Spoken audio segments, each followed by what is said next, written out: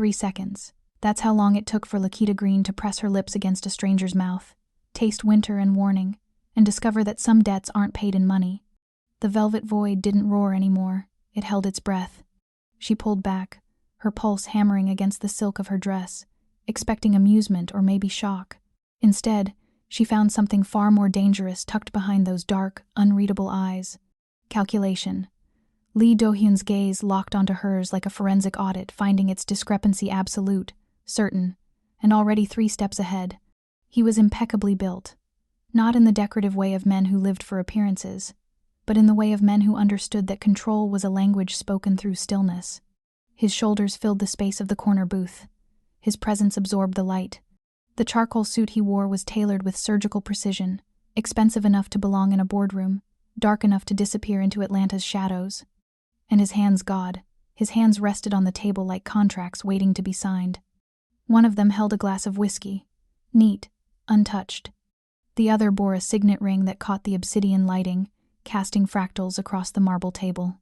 "You taste reckless," he said, his voice low and measured, like a closing argument delivered in a language only the guilty understood. Lakita swallowed. Her throat felt tight beneath the weight of her own audacity. "It was just a dare." "Just," he repeated, as if testing the structural integrity of the word. Then his hand moved not fast, but deliberate, capturing her wrist with the kind of precision that didn't need force. Not to hurt, to anchor, to document. "You have no idea what you just started." Laquita tried to pull back, but his grip was absolute, not painful, just immovable, like an encrypted file she couldn't access. "I'm fine," she said, though her voice came out lighter than the confidence she'd felt walking over. "And you can let go now. Game's over." His eyes finally lowered to her face.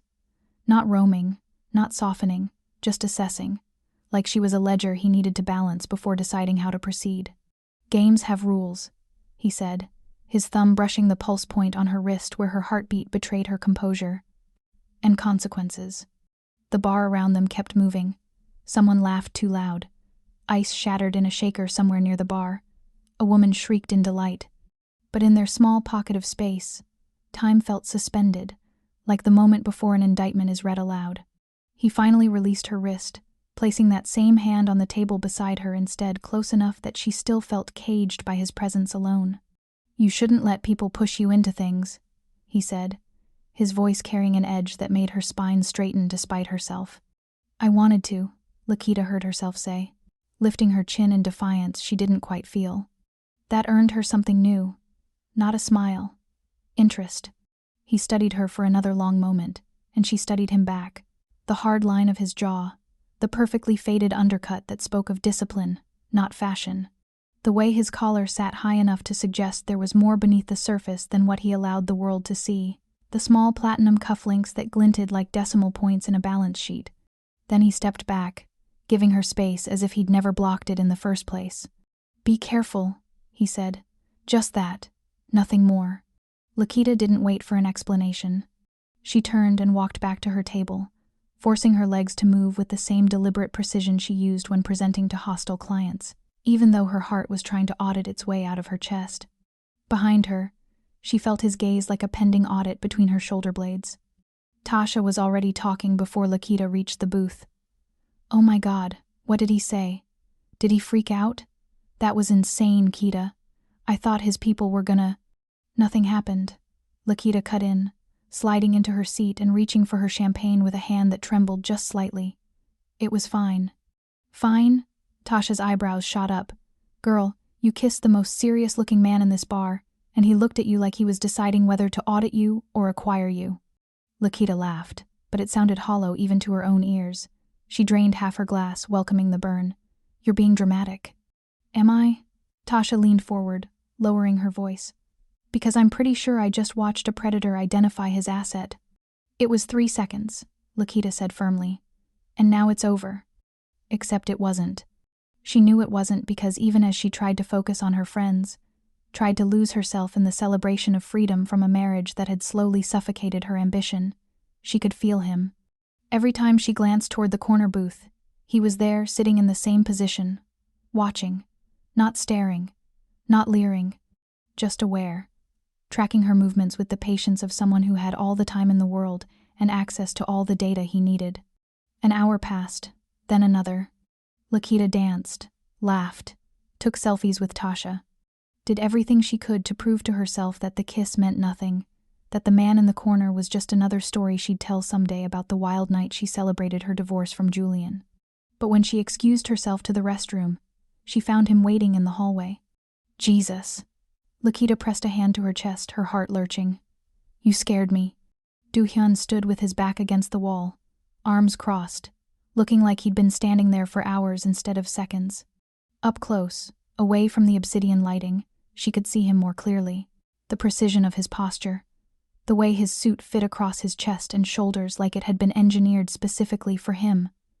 The coldness in his eyes that suggested he didn't scare easily, or at all.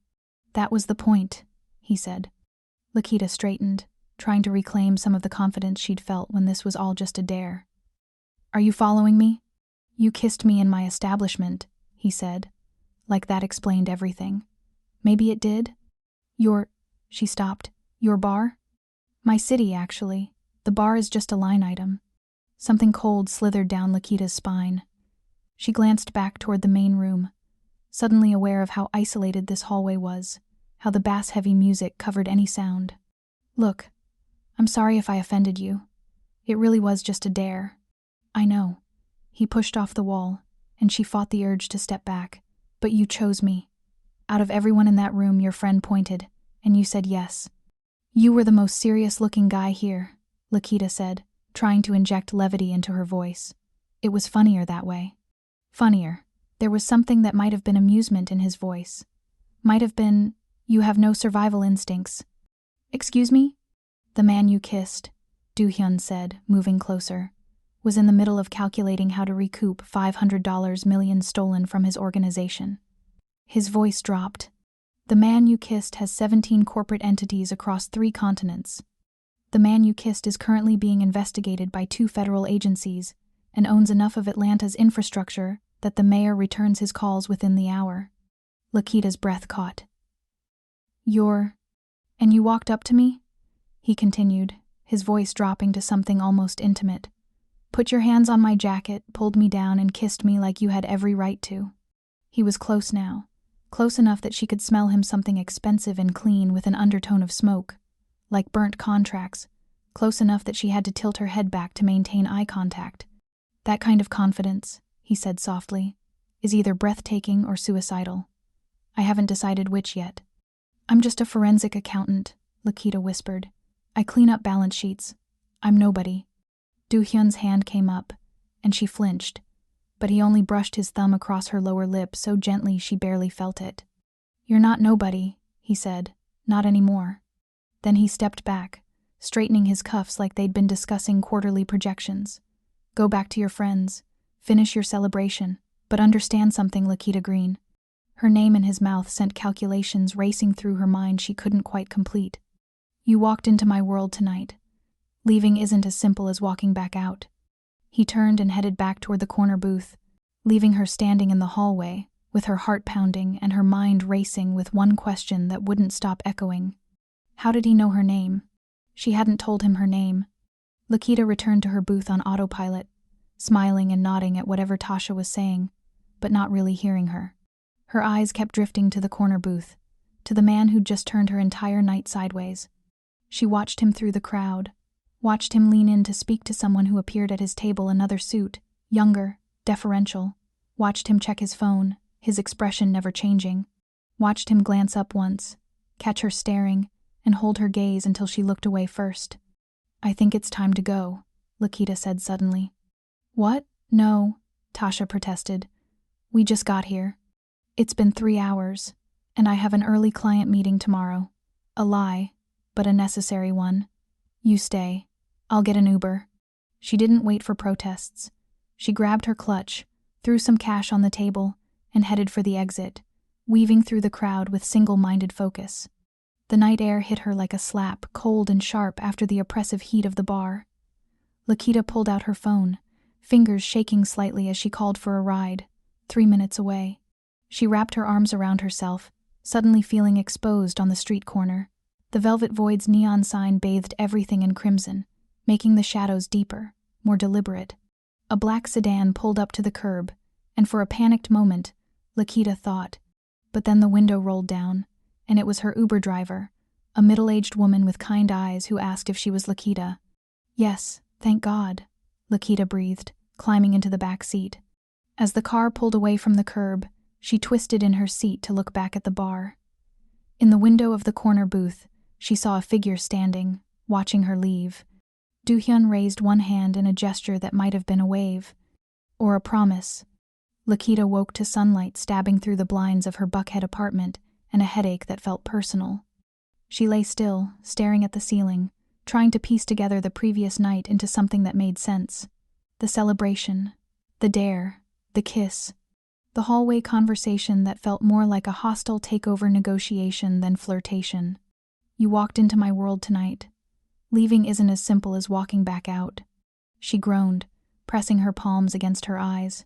It was just talk, intimidation tactics from a man who clearly enjoyed having leverage over people. She was a forensic accountant, for God's sake. She dealt with powerful, dangerous men all the time. CEOs who'd committed fraud, politicians with offshore accounts, executives with bodies buried in their balance sheets. This was no different. Except it was. Because none of those men had ever looked at her the way Do-hyun had. None of them had made her feel like an asset and a target in the same breath. Her phone buzzed on the nightstand. Lakita reached for it, expecting a text from Tasha asking if she got home safely. Instead, there were 4 missed calls from her firm, at 6:47 a.m., on a Saturday. Her stomach dropped. She called back, and her assistant Michelle answered on the first ring. "Lakita, thank God." A pause. The sound of papers shuffling, voices in the background. "I know it's your day off." But Michelle's voice dropped to a whisper. "We have a situation. A new client acquired a controlling stake in the firm overnight. He's asking for you specifically." "Who?" But even as she asked, Lakita already knew. "A Mr. Lee Do-hyun. He's waiting in the main conference room." Michelle's voice dropped even lower.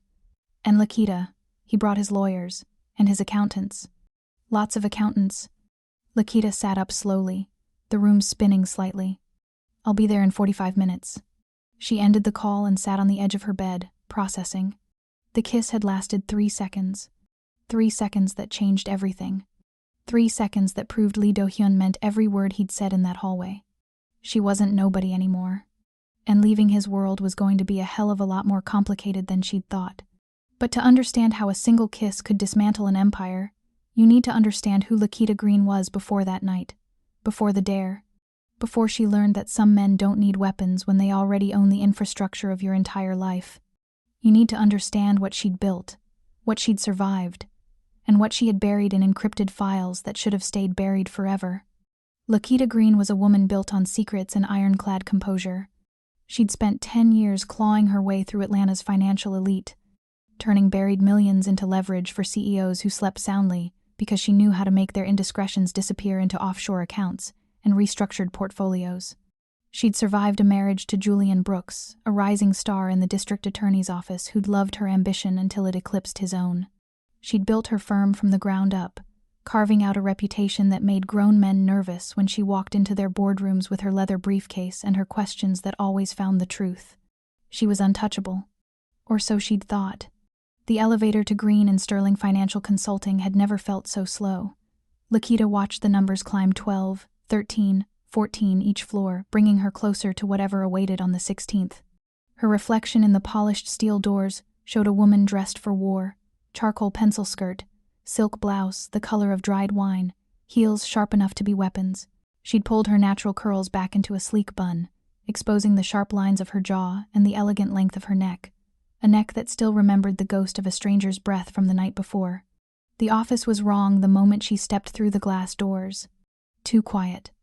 Michelle's desk sat abandoned, her computer monitor glowing with an unfinished email. Lakita's heels clicked against marble floors that suddenly sounded too loud, each step echoing in the unnatural silence. The usual Saturday morning chaos: associates catching up on case files, interns organizing discovery documents. The hum of ambition and caffeine had been replaced by something that felt like the moment before a verdict is read. She saw them through the glass walls of the main conference room. 6 men in black suits flanking the table like auditors from hell. Her business partner, Richard Sterling, sat in the corner, his normally ruddy face gone the color of old paper. His hands trembled around a coffee cup he wasn't drinking from. And at the head of the table, exactly where Richard should have been sitting, was Lee Do-hyun. He'd traded last night's blood-free charcoal suit for something even more expensive. Midnight blue, tailored to perfection, with a crisp white shirt buttoned high enough to conceal whatever secrets his skin kept. His hair was swept back with precision. His hands, those hands that had captured her wrist with such deliberate control, rested on the polished wood surface, fingers interlaced like a man conducting a negotiation he'd already won. He looked legitimate, legal, like a venture capitalist instead of what he truly was. That made him infinitely more dangerous. Lakita pushed through the door without knocking, letting it swing shut behind her with a decisive click. She met Do-hyun's gaze across the room and refused to let hers drop first. "Richard, what's going on?"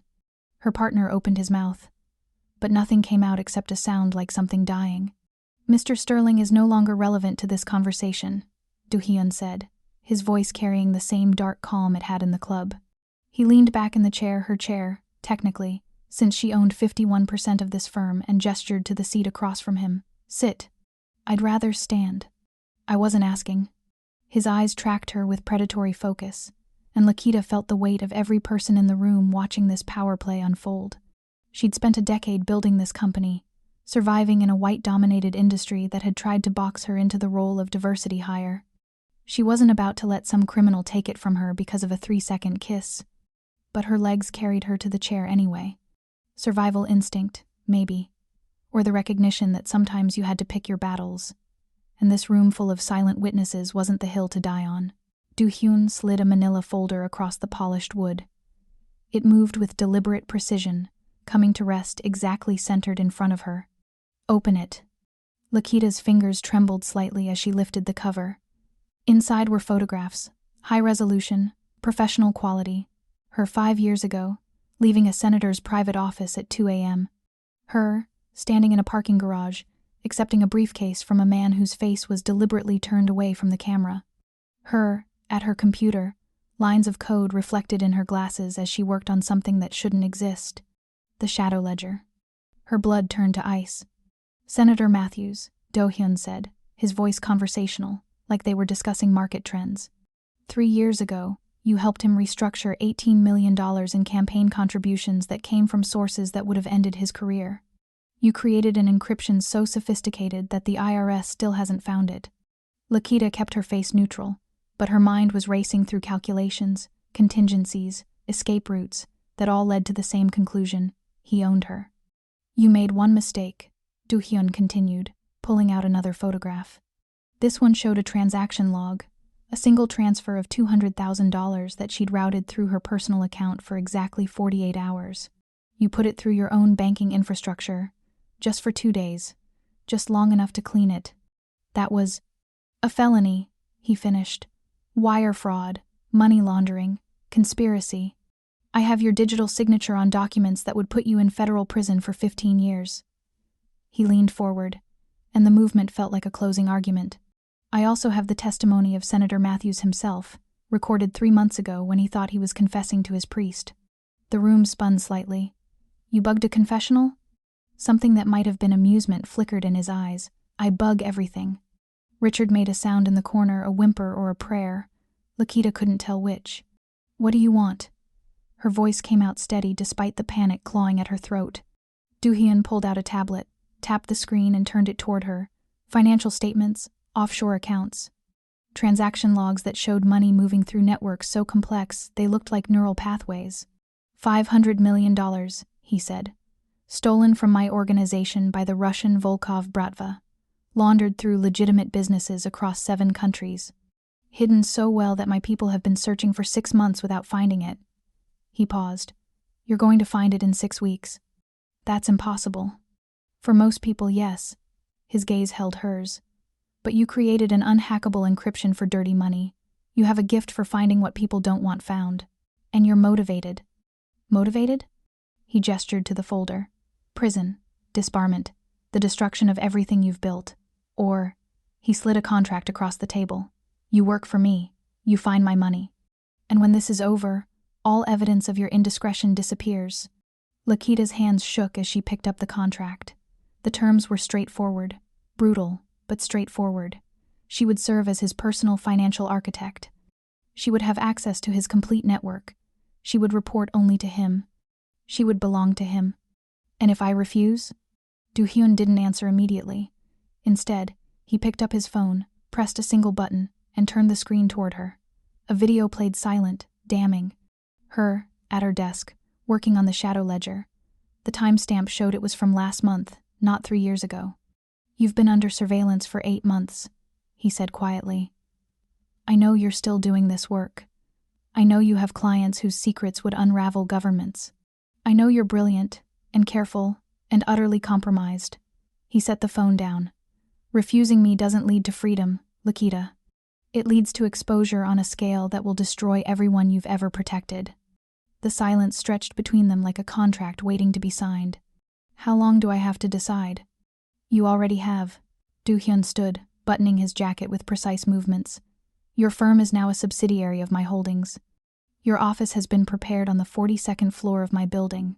Your security clearance is being processed. You start Monday morning at 8. He moved toward the door, then stopped, turning back to face her. In the morning light streaming through the windows, she could see him clearly, the sharp intelligence in his eyes, the absolute certainty in his posture, the way he inhabited power like other men wore cologne. One more thing, he said. That kiss last night? It wasn't a coincidence. Lakita's breath caught. What? Your friend Tasha owes my organization $2 million in gambling debts. She was instructed to bring you to the Velvet Void. She was told exactly where to point when she issued the dare. His expression didn't change. You were never in control of that moment, Lakita. I was. The door closed behind him with the soft finality of a cell door locking. Lakita sat frozen, the contract in her hands, Richard's labored breathing the only sound in the room. She looked down at the signature line, at the pen Do-hyun had left behind, expensive, heavy, designed for important decisions. 3 seconds. That's all it had taken to sign away her freedom. She picked up the pen. The building on Peachtree Street didn't look like a crime lord's headquarters. 45 stories of steel and glass that gleamed in the morning sun like a testament to legitimate success. The lobby was all marble and modern art, with security that looked corporate rather than criminal. But Lakita had learned that the most dangerous things in Atlanta wore expensive suits and smiled while they destroyed you. The elevator required a keycard she'd found waiting in her mailbox that morning, along with a note written in precise handwriting. Floor 42, don't be late. She wasn't late. The doors opened onto a space that stole her breath. Not an office, a command center. Floor-to-ceiling windows overlooked the city, making Atlanta look like a game board spread out below. The decor was minimalist and masculine. Black leather, dark wood, technology that probably cost more than most people's homes. But it was the war room that caught her attention, glass walls revealing maps, photographs, financial charts that tracked money across continents. Do-hyun stood at the windows, his back to her, phone pressed to his ear. He spoke in Korean, his voice carrying an edge that needed no translation. When he ended the call, he didn't turn immediately. Your workspace is through there, he said, gesturing to a door on the left. You'll have everything you need. My accountants have prepared preliminary files. Lakita walked to the door, opened it, and felt her professional pride war with her survival instinct. The office was perfect, 3 monitors, ergonomic everything, software that would make her old setup look like a child's toy. Someone had even brought in her preferred brand of coffee. You've been planning this for a while, she said. 8 months. Now he turned, and in the morning light, she could see details she'd missed in the club's darkness. A thin scar along his jaw, the precise architecture of his cheekbones, the way his eyes held hers with an intensity that felt like being studied under a microscope. I don't make moves without preparation. Tasha is alive because I allowed it, he interrupted. Her debt is substantial, but she served her purpose. As long as she doesn't become a liability, she'll remain breathing. The casual way he discussed life and death made something cold settle in Lakita's chest. You're going to kill her? That depends on you. He moved closer, each step deliberate. Find my money quickly, and your friend's debt becomes irrelevant. Take too long, and I'll need to recoup my losses in other ways. You're holding her hostage. I'm creating incentive. He stopped close enough that she could smell him that same expensive scent from the club, layered with coffee and something darker. You work better under pressure. Your psychological profile suggests you thrive when the stakes are personal. You have a psychological profile on me? His silence was answer enough. Lakita turned away, walking to the windows to put distance between them. 42 stories below, the city moved with innocent ignorance. People going to work, buying coffee, living lives that didn't involve being owned by the ghost of Seoul. The Russians, she said, focusing on the work, because work was something she understood. Tell me about them. Do-hyun moved to stand beside her, not touching, but close enough that she felt the heat radiating from him. The Volkov Bratva has been expanding into my territory for 2 years. They're well-funded, brutal, and protected by someone inside the legal system. He pulled up something on his phone, showed her a photograph of a man with cold eyes and scars that told stories. Dmitry Volkov. He's smart enough to know he can't beat me with violence alone, so he's attacking my infrastructure. The 500 million was supposed to fund my expansion into the ports. Without it, I'm vulnerable. The Russians know this. They're waiting for me to weaken so they can move in and take everything. Lakita studied the photograph, her mind already working through the logistics. Money that large doesn't just disappear. It has to be moving, generating returns, staying liquid enough to be useful. Exactly. Do-hyun's voice held something that might have been approval, which is why I need someone who thinks like a criminal but operates like an accountant. She should have been offended. Instead, she felt the familiar thrill of a puzzle that would require every bit of her skill to solve. I'll need complete access to your financial network. Everything. No secrets. You'll have it. And I want protection for Tasha. Written guarantee that she's untouchable regardless of how long this takes. Do-hyun was quiet for a moment, considering. Then he nodded. Done. But there's a price. Of course there is. You move into the penthouse, 45th floor. You're under my protection now, which means you're also under my control. I need to know where you are, who you're talking to, what you're thinking. You want me to be your prisoner. I want you to be alive, he corrected. The Russians know by now that I've acquired you. They'll come for you, either to kill you or turn you.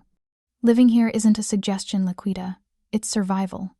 She wanted to argue, to assert some kind of independence, but she'd seen the photographs, heard the casualness in his voice when he discussed murder.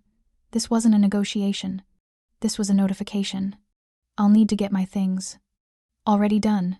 Your apartment was cleared this morning. Of course it was. Do-hyun moved toward the war room, gesturing for her to follow. Inside, the maps showed a network that stretched across Atlanta like a spider's web. Clubs, restaurants, shipping companies, all connected by lines that represented money flow. This is my city, he said. Everything you see here, I either own or control. The Russians are trying to break my hold by targeting the financial networks. They're using legitimate businesses as fronts, which is where you come in. Lakita studied the maps, her mind cataloging patterns and inconsistencies. You said someone in the legal system is protecting them. Who? That's what I need you to find out. The money trail will lead to them. She turned to face him, and found him watching her with that predatory focus that made her pulse quicken despite herself. Why me specifically? There are other forensic accountants. Because you're the only one brilliant enough to find what I need, and compromised enough to stay loyal. He stepped closer, and she felt the wall against her back when had she retreated. Because you understand that in this world, there are no innocent choices, only calculated risks. His hand came up, and she flinched, but he only adjusted the collar of her blouse where it had twisted. The gesture was intimate, possessive, gentle in a way that contradicted everything else about him. Because when you kissed me, he said, his voice dropping to something that felt like a confession, you tasted like someone who'd spent her whole life playing by rules that never protected her, and I collect people like that. Lakita couldn't breathe, couldn't think, could only feel the heat of him, the solid wall behind her, the way his fingers had lingered on her collar like he had every right to touch her. I should hate you, she whispered. You will, he agreed, but you'll also understand me. And in this world, Lakita, understanding is far more dangerous than hate. He stepped back, the moment breaking like a spell. Your first briefing is in 20 minutes. My people will bring you the preliminary files. I suggest you start with the shipping manifests, that's where the discrepancies are most obvious. Then he left her standing in the war room, surrounded by maps of an empire built on secrets, trying to remember how to breathe normally. She'd walked into his world with a dare. Now she was drowning in it. Lakita found Tasha at their usual spot, a wine bar in Midtown, where the drinks were overpriced and the music was quiet enough for conversation. Her best friend sat in the corner booth, looking smaller than Lakita had ever seen her. Dark circles shadowed eyes that wouldn't quite meet hers. "You've been avoiding my calls," Lakita said, sliding into the seat across from her. Tasha's laugh was brittle. "Been busy. Busy selling me to the Korean mafia?" The words hung between them like an accusation and a plea. Tasha's hand trembled around her wineglass, and for a moment, Lakita thought she might deny it. Instead, she did something worse. She cried, "I'm so sorry." The words came out broken, desperate. "Quita, I'm so fucking sorry. I didn't. They said they just wanted to meet you. I didn't know he was going to. $2 million. Lakita kept her voice flat, emotionless, because if she let herself feel anything right now, she'd shatter. "You owed them $2 million. Tasha's face crumpled. "It wasn't supposed to be that much. I thought I could win it back. The poker games started small, and then they kept offering me credit, and I thought." She pressed her hands to her face. "I'm an idiot. I know I'm an idiot." "How long?" 18 months. They've been patient. Too patient. Then 3 months ago, one of them came to my apartment and said they'd clear the debt if I did one thing." Tasha looked up, mascara tracking down her cheeks. "Bring you to the velvet void. Point you toward the man in the corner booth. Make sure you took the dare." Lakita felt something inside her chest crack. "You've known for 3 months that you sold me out, and you said nothing?" "I was scared.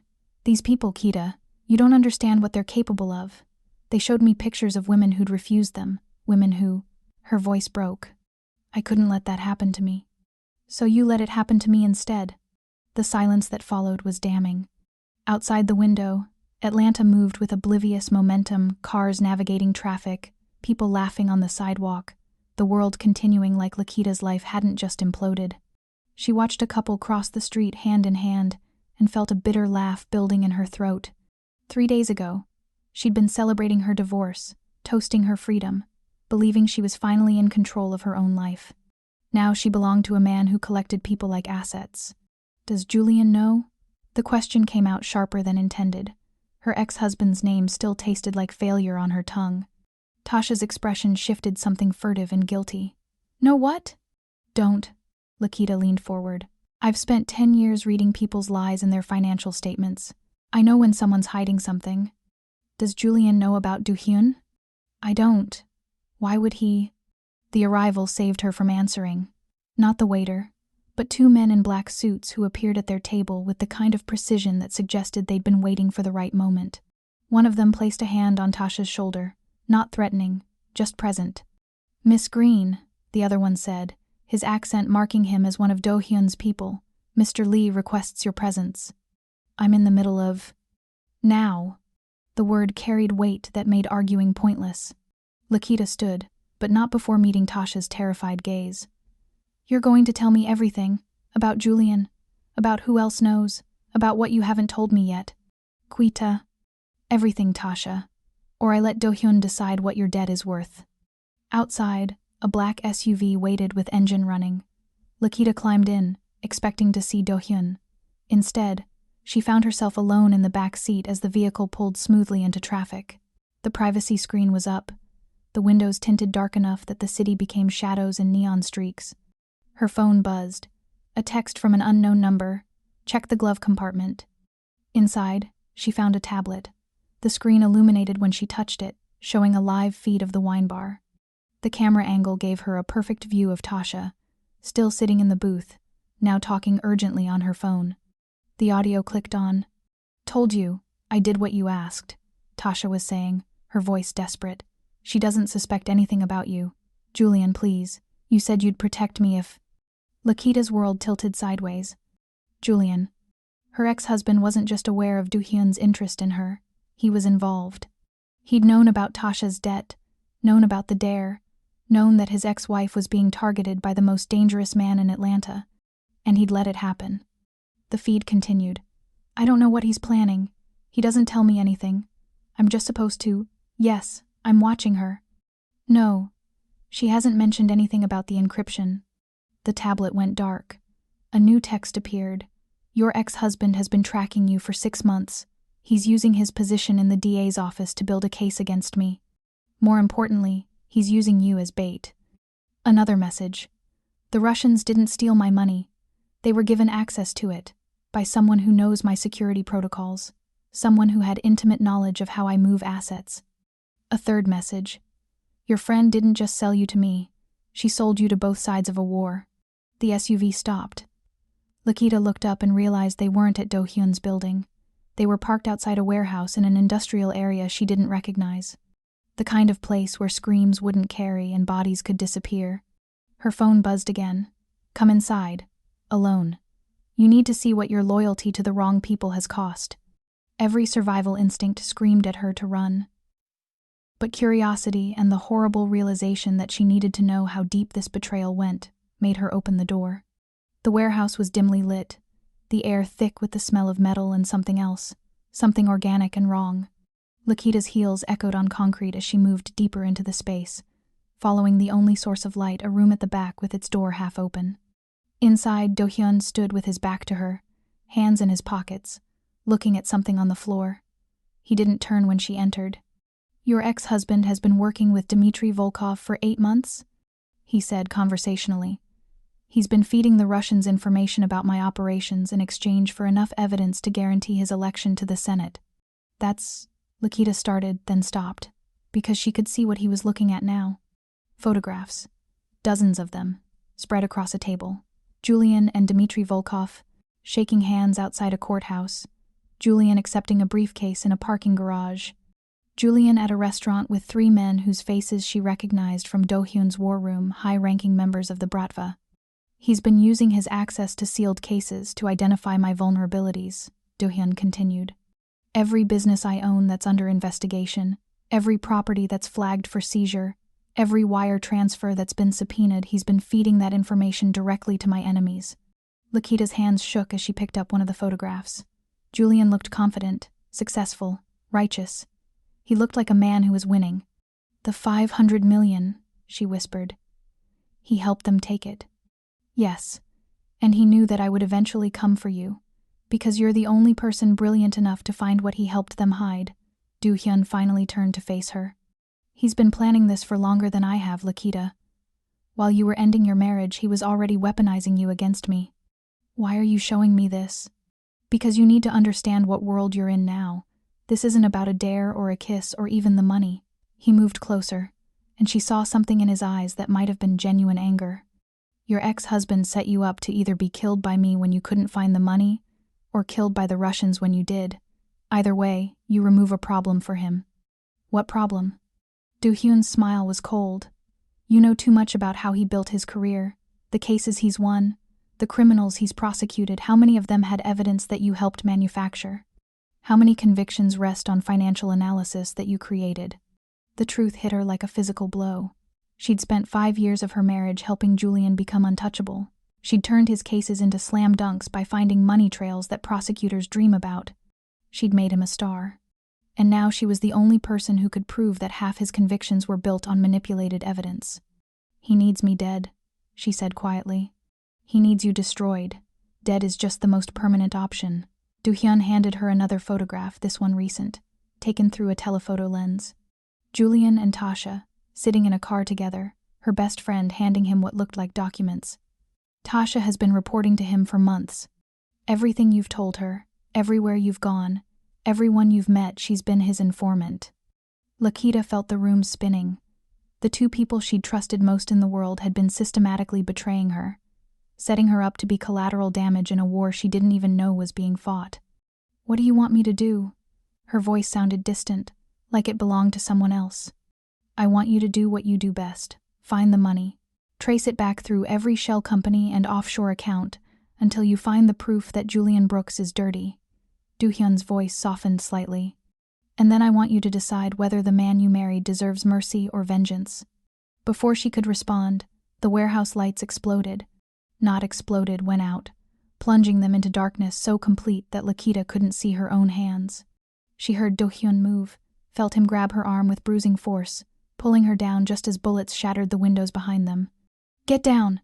His body covered hers, heavy and solid, as gunfire erupted around them. The sound was deafening, punctuated by shouts in Russian and the returning fire from Do-hyun's people. Lakita's heart hammered against her ribs as she felt Do-hyun's breath against her ear. "Don't move, don't make a sound." She could feel his pulse through the hand pressed against her spine, steady, controlled, nothing like her own panicked rhythm. Could feel the barely leashed violence in the way he held her, protective and possessive in equal measure. The gunfire stopped as suddenly as it started. Silence, then voices calling out in Korean. The lights flickered back on, revealing bodies she didn't want to look at too closely, and bullet holes that had missed them by inches. Do-hyun stood slowly, pulling her up with him. His suit had acquired a tear across the shoulder, but he seemed otherwise unharmed, unconcerned, even, like this was just another Monday. "That was a warning," he said, dusting off his jacket. "The Russians know you're here. They know you're working for me. They just declared that you're a target." Lakita couldn't find words, couldn't process that she'd just survived a firefight because the ghost of Seoul had used his body as a shield. "Your penthouse is ready." Do-hyun continued, already moving toward the exit like nothing had happened. "You'll have security. 24-hour protection. You don't leave without my permission. You don't contact anyone without clearance. And you definitely don't trust your best friend." He paused at the door, looking back at her with an expression that was almost gentle. "Welcome to my world, Lakita. I warned you that leaving wouldn't be simple." The penthouse on the 45th floor wasn't a prison. It was something worse, a gilded cage designed to make her forget she was trapped. Floor-to-ceiling windows overlooked Atlanta like she owned it. The furniture was modern and expensive, all clean lines and neutral tones.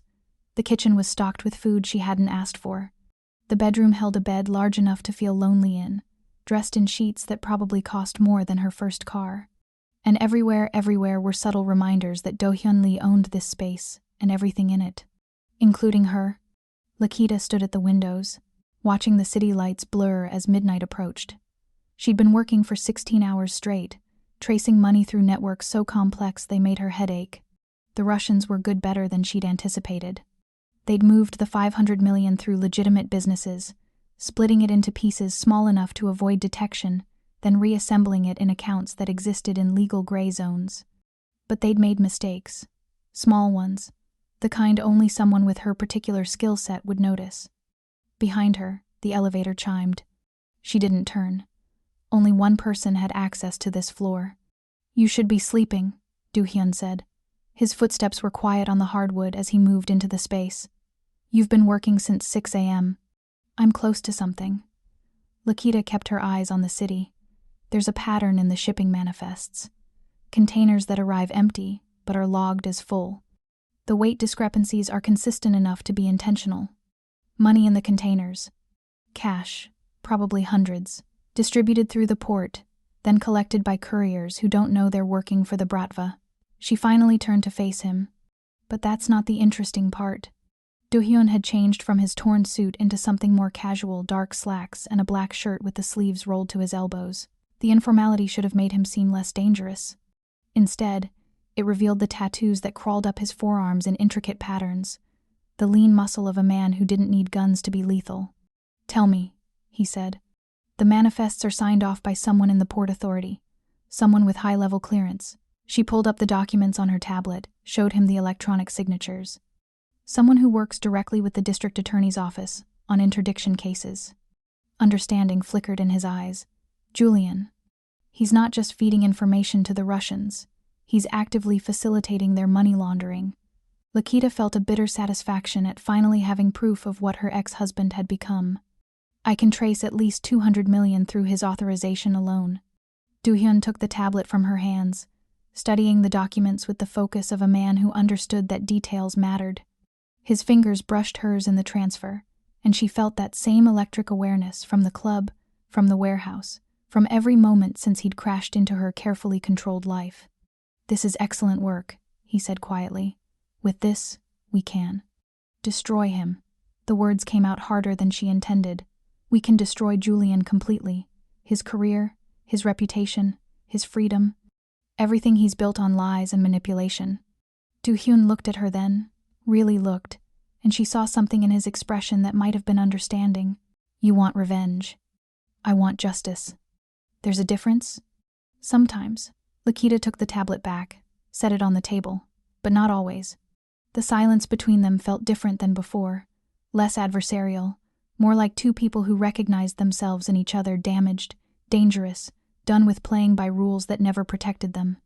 You should hate me more, Do-hyun said. I blackmailed you, threatened your friend, forced you into this world. I should, Laquita agreed, but hate requires energy I don't have, and honestly, she met his gaze steadily. You're the first person in years who's been honest about what they want from me. You don't pretend to love me while using me. You don't claim to protect me while setting me up to be killed. You're a criminal, but at least you're transparent about it. That's a low bar for trust. Welcome to my life. His laugh was unexpected, low, genuine, almost warm. You're not what I expected. What did you expect? Fear, hatred, desperation to escape. He moved closer, and she didn't retreat. Instead, you're standing in my penthouse at midnight, showing me how to destroy your ex-husband with the same clinical precision you'd use to file taxes. I contain multitudes. You contain fire.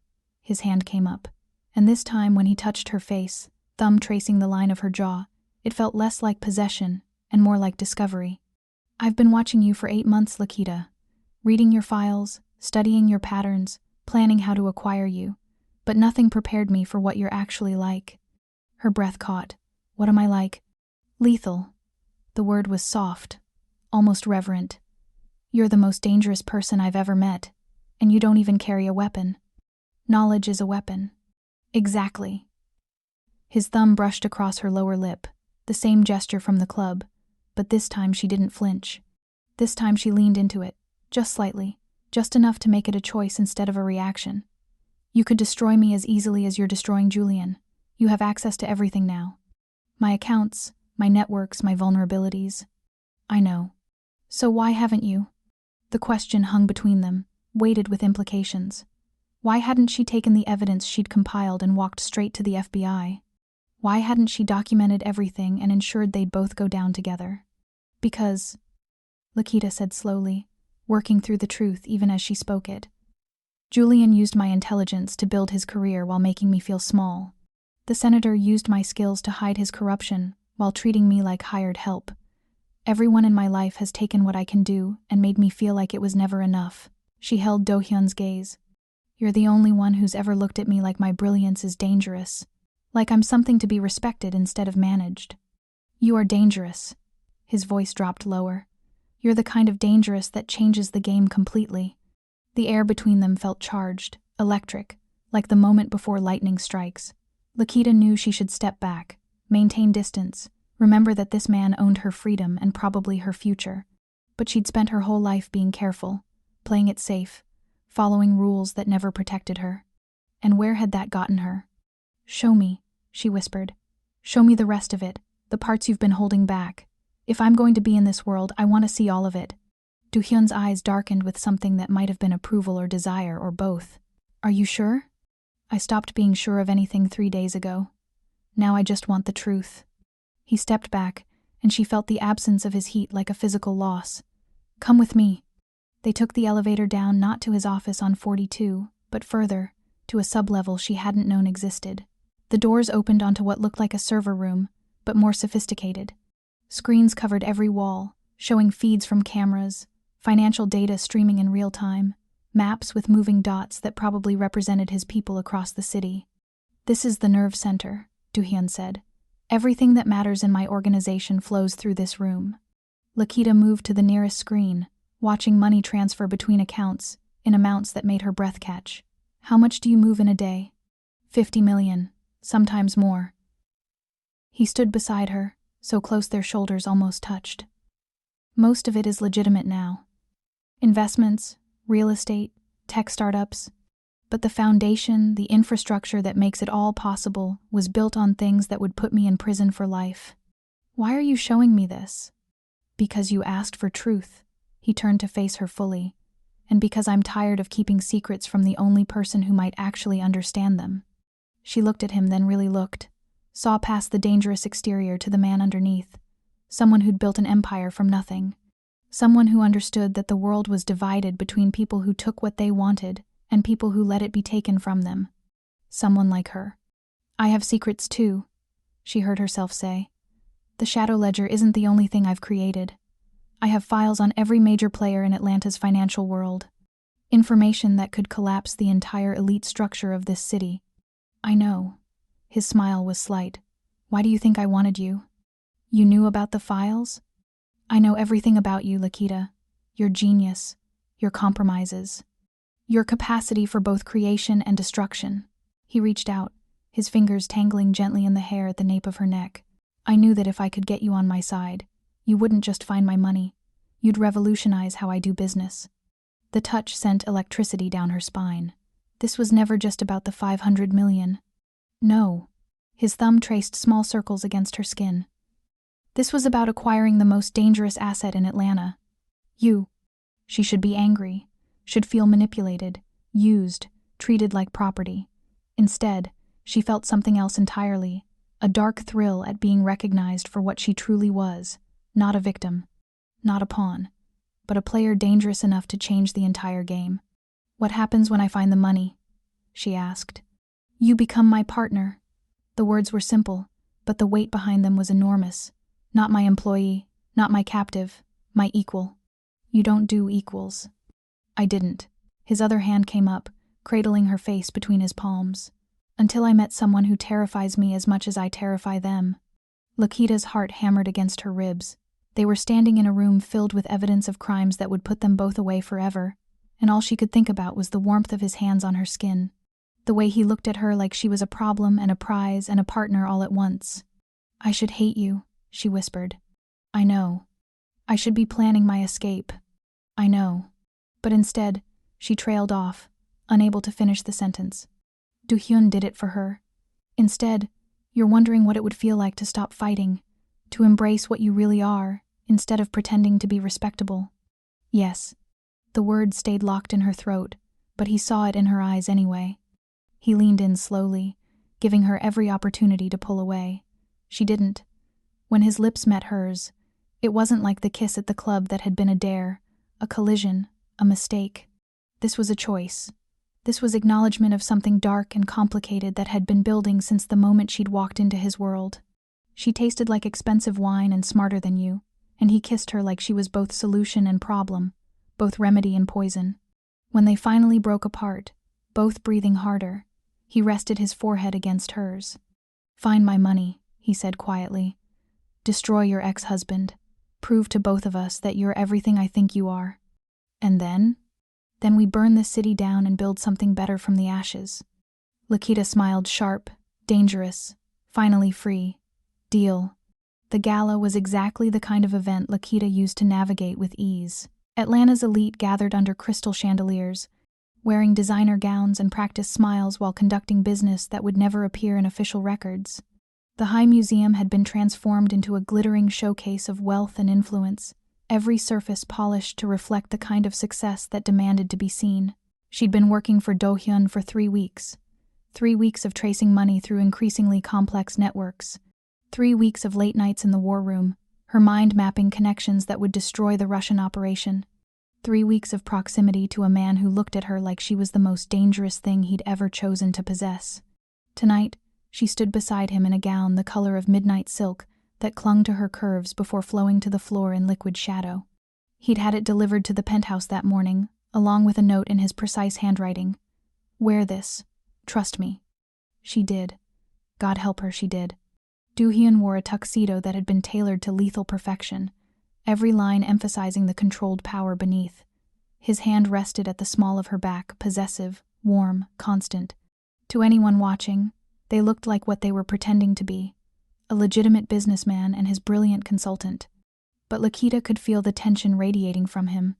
Something was coming, something he hadn't told her about. "Julian is here," he murmured against her ear, his breath sending shivers down her spine. "Third balcony. He's been watching you for the past 10 minutes. She didn't look, didn't give her ex-husband the satisfaction. Is that why we're here? Partially. His fingers pressed more firmly against her back. But mostly, we're here because the man Julian is talking to is Dmitry Volkov's American liaison. And I need you to trust me for the next 5 minutes, no matter what happens.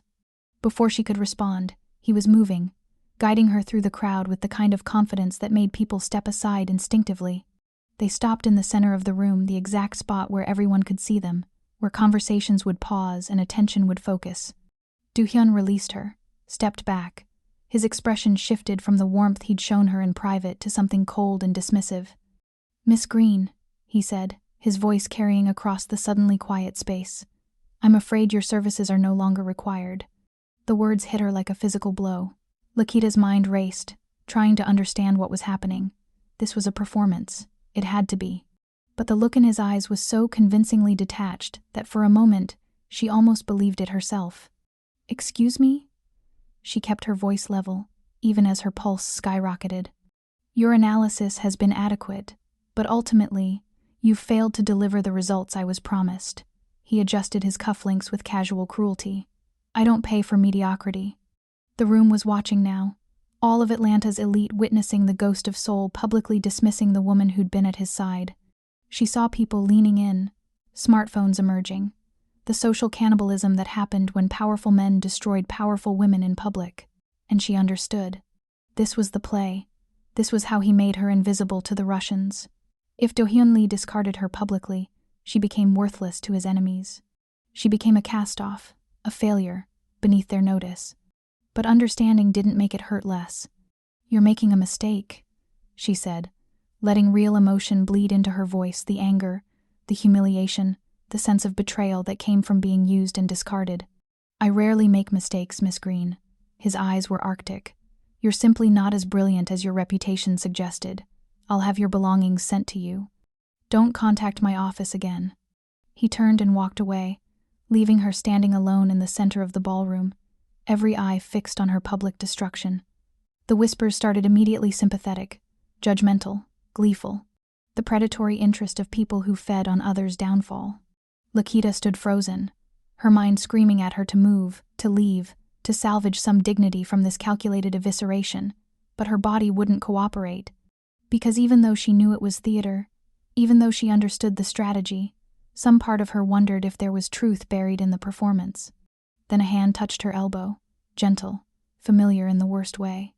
"Lakita," Julian's voice carried concern, so practiced it almost sounded real. "Let me get you out of here." She turned to face her ex-husband. He looked the same handsome in that polished, political way, his suit expensive without being flashy, his expression radiating sympathy and triumph in equal measure. He thought he was winning, thought she'd been broken and discarded, ripe for manipulation.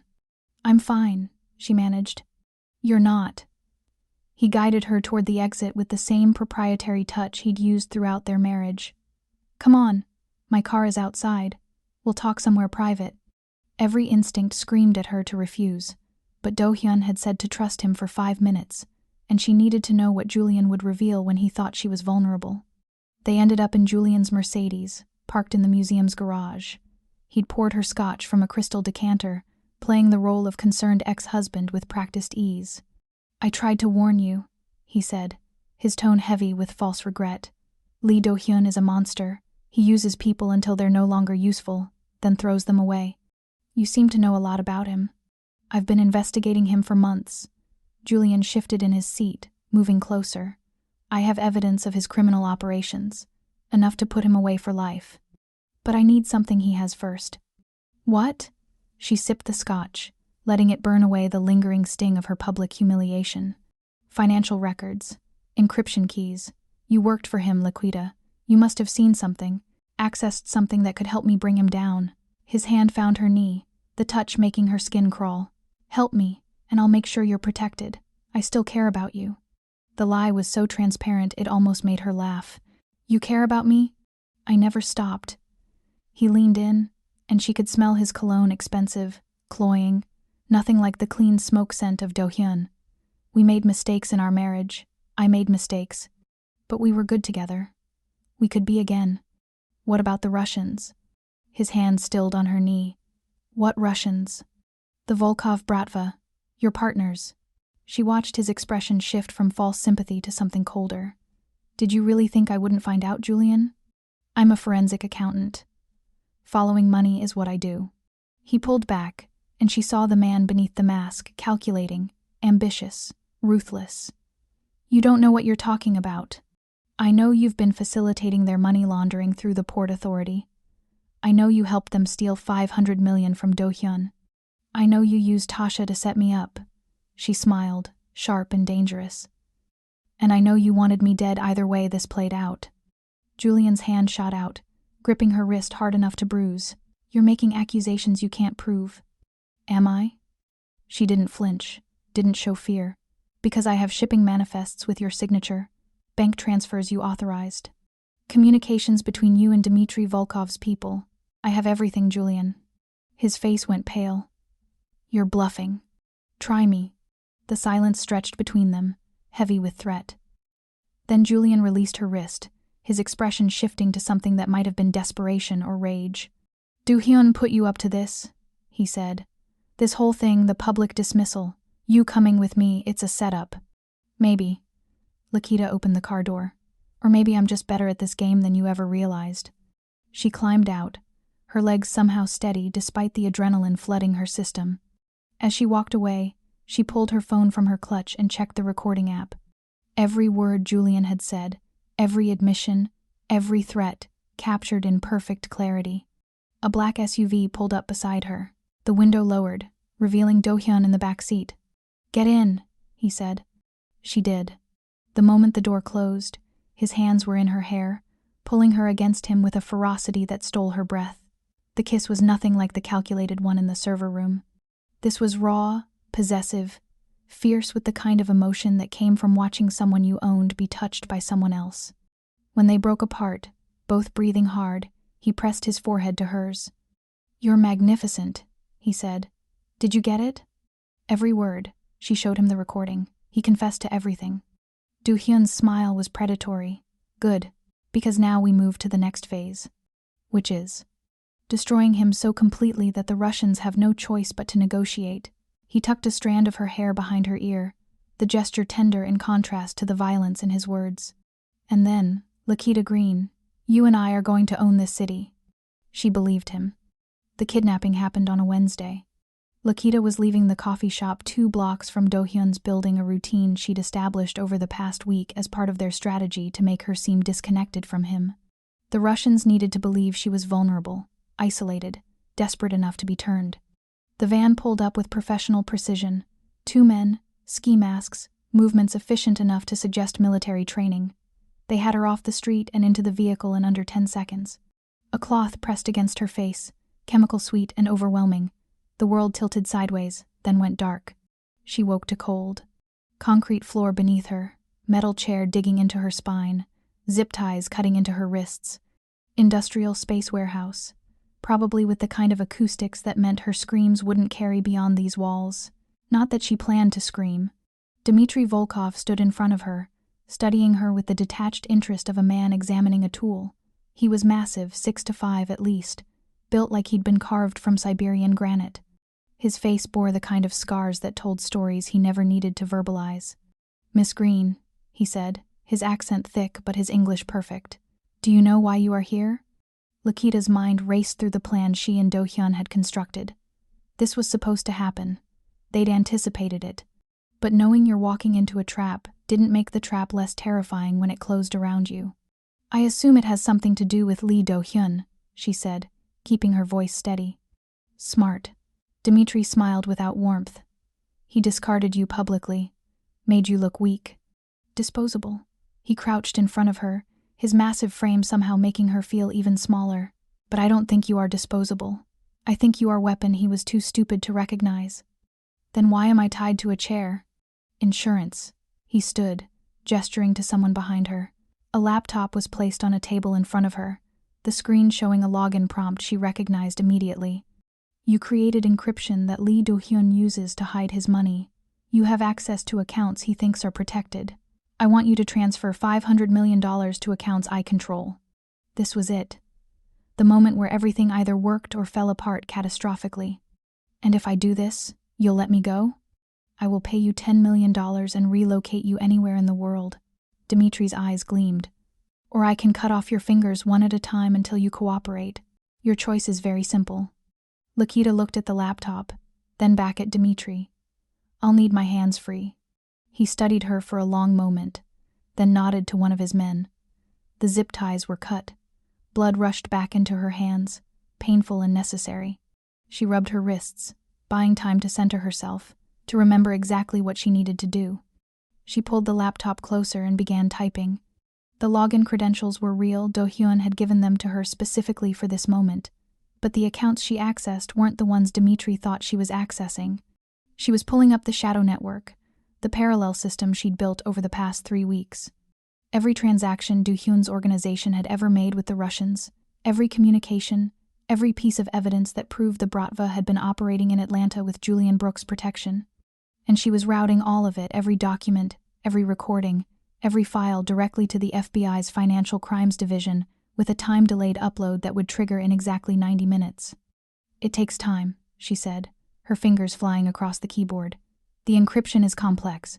I have to bypass multiple security protocols. How long? 20 minutes, maybe 30. Dimitri nodded, settling into a chair across from her with the patience of a predator who'd already won. Behind her, she could hear his men moving, the metallic sound of weapons being checked.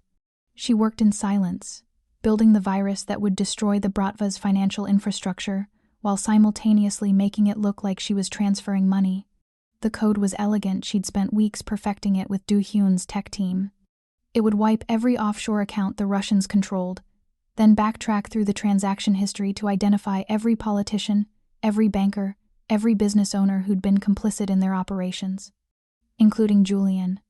Her ex-husband's entire career was about to be exposed in a data dump so comprehensive that even the most corrupt officials wouldn't be able to bury it. Almost done, she said, her heart hammering against her ribs. Good. Dimitri leaned forward. You are smart to cooperate, Miss Green. Lee Do-hyun is finished. Julian Brooks has promised us complete immunity in exchange for eliminating the Korean problem. When this is over, Atlanta will belong to us. Julian promised you immunity? She kept her eyes on the screen, her fingers never stopping. That's interesting. He is an ambitious man. He will be senator soon, then governor. He has plans, and we are part of them. You trust him? I trust his ambition. Dimitri's smile was cold. Ambitious men are predictable. The upload reached 87%. Just a few more minutes. Then the door exploded inward. Not exploded, was torn from its hinges by controlled breaching charges that filled the warehouse with smoke and sound. Lakita threw herself under the table as gunfire erupted around her, the laptop clutched against her chest. She could hear Do-hyun's voice cutting through the chaos Korean commands delivered with lethal precision. The firefight lasted less than 30 seconds. When the smoke cleared, Dimitri's men were down, disarmed, or fleeing. Dimitri himself was on his knees, 3 red laser sights centered on his chest. Do-hyun emerged from the smoke like something out of a nightmare or a dark fantasy, depending on your perspective. He wore tactical gear that emphasized the lethal efficiency of his body, his weapon held with the kind of casual competence that suggested he'd used it often. Blood streaked his jaw from a graze that had missed being fatal by inches. He looked at Dimitri without mercy. You took something that belongs to me. She is just accountant, Dimitri spat. Disposable. No. Do-hyun's voice was quiet, which somehow made it more terrifying. She's the most dangerous person in this city, and you made the mistake of thinking weak meant vulnerable. He crossed to where Lakita still crouched under the table, his weapon never leaving Dimitri. Are you hurt? No. She held up the laptop. It's done. 92% uploaded. The virus activates in 83 minutes. Pride flickered across Do-hyun's face. That's my girl. He turned back to Dimitri. Your accounts will be empty in just over an hour. The FBI will have enough evidence to dismantle your organization completely. And Julian Brooks, your ambitious friend, will be arrested before sunset tomorrow. He crouched to Dimitri's eye level. You lose. Completely. Lee. The gunshot was precise, professional, final. Dimitri slumped forward, and Do-hyun was already moving, pulling Lakita up from under the table, checking her for injuries with hands that trembled slightly despite his controlled exterior. We need to go, he said. Now. They were in the SUV within minutes, the warehouse already burning behind them, accelerant and timing devices ensuring that no evidence remained. Lakita watched the flames through the rear window, her mind struggling to process what had just happened. She'd been kidnapped by the Russian mafia. She'd weaponized their own greed against them. She'd watched Do-hyun kill a man without hesitation. And through it all, she'd felt more alive than she had in years. "The upload finished," she said, checking the laptop. "Every account wiped, every file transferred. The FBI has everything." Do-hyun pulled her against him, his hand tangling in her hair. "You could have died if they'd discovered what you were really doing. But they didn't." She met his eyes. "Because I'm better at this than they are. We both are." His kiss tasted like smoke and gunpowder and victory. When they broke apart, his eyes held something that might have been fear or respect, or the complicated tangle of emotions that came from recognizing your equal in the midst of violence.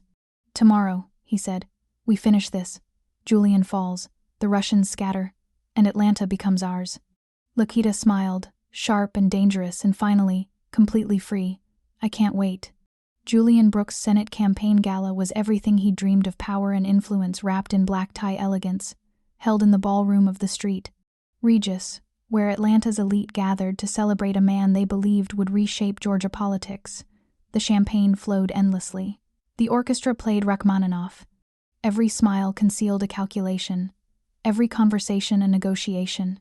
He stood at the center of it all, basking in the certainty of his imminent victory. He had no idea he was already finished. Lakita arrived at 9:30, fashionably late enough to make an entrance. The gown she wore was a masterpiece, crimson silk that hugged every curve before pooling at her feet in liquid fire. Her natural curls were styled in an elegant updo that exposed the graceful column of her neck. Diamond earrings, a gift from Do-hyun, caught the light with every movement. She looked like a woman who'd conquered kingdoms and planned to conquer more. The ballroom fell silent when she entered. Not completely, the orchestra continued playing. Conversations didn't stop, but there was a shift in the atmosphere, a collective intake of breath. The woman Julian Brooks had publicly dismissed from Do-hyun's employ, the forensic accountant who'd fallen from grace, walking into the celebration of her ex-husband's triumph like she owned every inch of the space. Julian saw her. His expression flickered through surprise, confusion, and something that might have been fear before settling into politician's charm. He excused himself from the circle of donors and crossed to intercept her. "Laquita." His voice carried just the right note of concern. "What are you doing here?" "Celebrating." She accepted a champagne flute from a passing waiter, her smile sharp enough to draw blood. "Isn't that what we're all here for? Your success?" "This isn't appropriate. After what happened with Lee." "Oh, that." She waved a hand dismissively. "Water under the bridge. Turns out getting fired was the best thing that could have happened to me. Really cleared my perspective." Julian's eyes narrowed. He was smart enough to recognize threat even when it wore Louboutin heels. "We should talk, privately." "I'd love that." He guided her through the crowd to one of the private suites off the main ballroom, soundproofed, secure, designed for the kind of conversations that couldn't happen in public. The moment the door closed, his pleasant expression evaporated. "What game are you playing?" "The one you started." Lakita set down her champagne, pulling out her phone. "Do you want to see what happened to your Russian friends?" She showed him the headlines that had broken 3 hours ago. Federal raids across 5 states. The Volkov Bratva's leadership arrested or dead. Offshore accounts seized. A financial investigation so comprehensive that every network news station was covering it as breaking news. Julian's face went white. "How?" "Dmitry Volkov kidnapped me yesterday. He thought I was vulnerable, disposable, desperate enough to betray Do-hyun for money." She smiled. "Instead, I uploaded every piece of evidence Do-hyun and I had compiled directly to the FBI. Bank records, communications, video evidence, your signature authorizing illegal shipments. Your meetings with Russian leadership, everything, Julian." "You can't prove." "I already did." She pulled up another screen, showing the arrest warrant that had been issued an hour ago. "You're going to be arrested. Tonight. Right in the middle of your victory party. The FBI has been waiting for you to gather all your corrupt friends in one place so they can start rolling up your entire network." Julian lunged for her phone. She sidestepped easily, her body moving with the kind of grace that came from weeks of self-defense training Do-hyun had insisted on. His hand caught only air. "You bitch," he snarled. You've destroyed everything. No, her voice was ice. You destroyed everything. I just documented it. He pulled a gun from his jacket, small, chrome, probably loaded. The sight of it should have terrified her. Instead, Lakita felt a strange calm settle over her. This was always how this was going to end. Julian had built his empire on violence and deception. Of course, he'd resort to violence when the deception failed. You're going to call whoever you sent that information to, he said, his voice shaking with rage. You're going to tell them it was fabricated, that you made it up because I divorced you and you wanted revenge. Or what? You'll shoot me? She took a step toward him. You don't have the courage, Julian. You never did. That's why you needed the Russians. Why you needed Tasha to manipulate me. Why you've spent your entire career using other people to do your dirty work. I'll do it. His hand trembled on the gun. I'll kill you right here. Then do it. Another step. Pull the trigger. Add murder to the list of charges against you. Make it easy for them. For a moment, she thought he actually would. His finger tightened on the trigger, his face twisted with hate and desperation. But then the door opened behind her.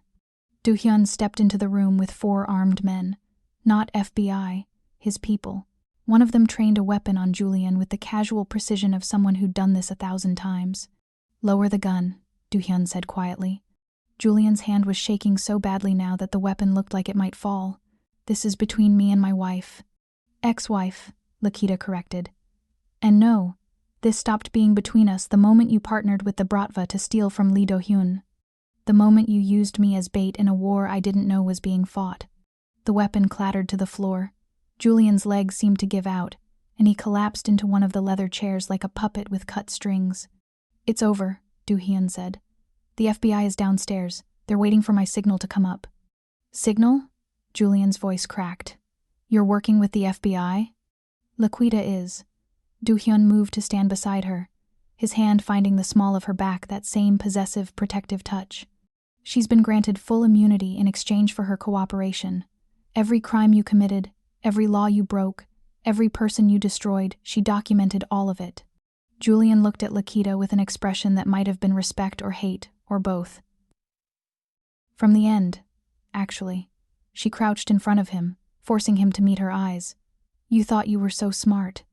Using my skills to build your career, then using my vulnerabilities to trap me between 2 criminal organizations. But you forgot something, Julian. What? I'm smarter than you. I've always been smarter than you. And the only reason you ever succeeded was because I was making it easy for you. She stood. Now you get to see what happens when I stop. Do-hyun pressed something on his phone. Within seconds, they could hear the thunder of footsteps, authoritative voices, the organized chaos of a federal raid. The door burst open and FBI agents swarmed in, weapons drawn, shouting orders that blurred together. Julian was pulled from the chair, read his rights, handcuffed with efficient brutality. He looked back at Lakita as they dragged him toward the door, his expression a mixture of disbelief and defeat. You'll never be free of this, he said. You belong to him now. You think you've won, but you've just traded one prison for another. Maybe. Lakita smiled. But at least this time, I chose my cage. The door closed behind the FBI, leaving her alone with Do-hyun and his men. The sounds of the raid filtered through the walls, more arrests, more chaos, the systematic destruction of everything Julian had built. Do-hyun dismissed his people with a gesture. When they were alone, he pulled her against him with a ferocity that spoke of relief and possession and something darker.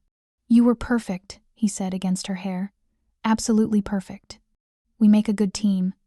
We make a terrifying team. He pulled back to look at her, his eyes holding that mixture of danger and desire she'd come to crave. The Russians are finished. Julian is destroyed. Your friend Tasha is being detained for questioning. Everything that threatened us is gone. So what happens now? His smile was slow, predatory, full of promise. Now, Lakita Green, we build an empire. Together. She should have been afraid of what that meant. Should have worried about the lines she'd crossed, the crimes she'd been complicit in, the darkness she'd embraced. Instead, she felt free for the first time in her life. I want it in writing, she said. Partnership, equal shares, equal power. Done. And I want Tasha protected. She made mistakes, but she doesn't deserve to go to prison. Agreed. And one more thing. She met his eyes, letting him see the steel beneath her surface. "If you ever try to control me the way Julian did, I'll destroy you so completely that there won't be enough left to bury." Do-hyun's laugh was genuine, surprised, delighted. "That's exactly why I want you. No one else would dare threaten me like that. Then we understand each other." "Perfectly." He kissed her deep, claiming, full of the dark promise of everything they'd build together. When they broke apart, he offered his hand. "Ready to face our kingdom?" She took it. Always. They walked back into the ballroom together, and if anyone noticed the predatory satisfaction in their expressions, no one was brave enough to comment on it. 2 weeks later, Lakita stood on the balcony of Do-hyun's penthouse, their penthouse now watching Atlanta spread out below like a game board they'd won.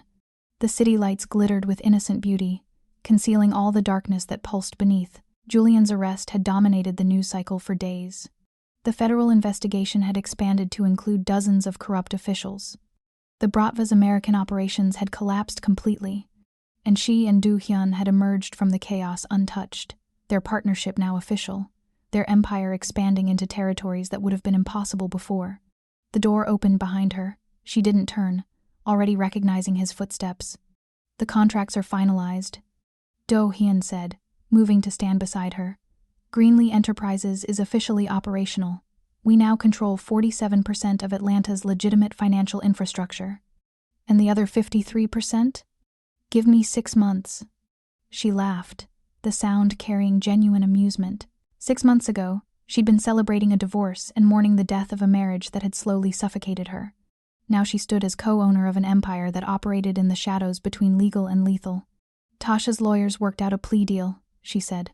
"Probation, community service, mandatory counseling. She'll survive this." "Generous of you, considering what she did." "She's weak.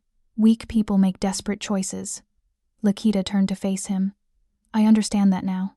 I've made my own desperate choices." Do-hyun's hand came up to cup her face, his thumb brushing across her cheekbone with a gentleness that contradicted everything else about him. "You call it desperate. I call it strategic. Same thing, sometimes." "Perhaps." He leaned in, his breath warm against her lips. "Do you regret it? Any of it?" She considered the question honestly. Did she regret kissing a stranger on a dare? Regret being blackmailed into working for a crime lord? Regret helping destroy the Russian mafia and her ex-husband? Regret becoming partner to the most dangerous man in Atlanta? "No," she said finally. "I don't." "Good." His kiss was slow this time, deep, full of the complicated tangle of emotions they'd built between threat and trust. When he pulled back, his expression held something she'd never seen before: vulnerability, carefully controlled but present. "I told you it wasn't just a dare. That night in the club. What was it then?" "An invitation." He turned her to face the city, his arms wrapping around her from behind, his chin resting on her shoulder. "To stop pretending. To embrace what you really are instead of what you thought you should be." Lakita leaned back against him, feeling the solid strength of his body, the steady rhythm of his heartbeat. "And what am I?" "Dangerous, brilliant, ruthless when necessary and merciful when it serves you." His lips brushed her ear. "Everything I am, everything I needed." Needed or wanted. Both. They stood in silence, watching their city breathe. Somewhere down there, people lived ordinary lives, waking up, going to work, falling in love, making mistakes that could be forgiven. She'd been one of them once. Now she existed in a different world entirely, one where power was currency and mercy was strategy, and love looked a lot like shared darkness. "I dare you," Do-hyun said softly, "to kiss me again. Right now, knowing everything you know, choosing what we've become." Lakita turned in his arms, her hands sliding up his chest to lock behind his neck. "I don't do dares anymore, Lee Do-hyun." "No?" "No." Her smile was sharp, dangerous, full of the woman she'd become. "I give orders now." "Then order me. Kiss me like you did that first night, like I'm the most dangerous decision you've ever made, like choosing me might destroy us both and you're doing it anyway." He did. And somewhere in the space between his mouth on hers and the city lights below and the empire they'd built on secrets and violence and impossible trust, Lakita Green realized she'd finally found what she'd been searching for her entire life. Not safety, not comfort, not the respectable existence she'd thought she wanted, but freedom. The dark, complicated, dangerous kind of freedom that came from knowing exactly who you were and choosing it anyway. They pulled apart, both breathing hard, and Do-hyun's laugh was low and genuine. "We're going to be spectacular together," he said. "We already are." Below them, Atlanta glittered with promise and threat, full of players who didn't yet know the game had changed. Who didn't know that the woman who'd walked into a bar 3 weeks ago and kissed a stranger on a dare had just become the most dangerous asset in the criminal underworld? Lakita smiled, sharp and predatory and utterly free. Let them find out. If you enjoyed this story, I'd love to hear your thoughts.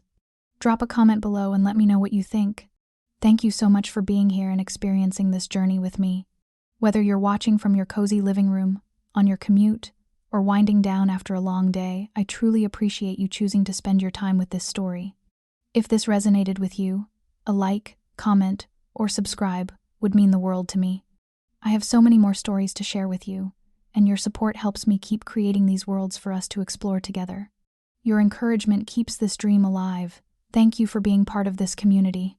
Until the next story, stay curious, stay captivated,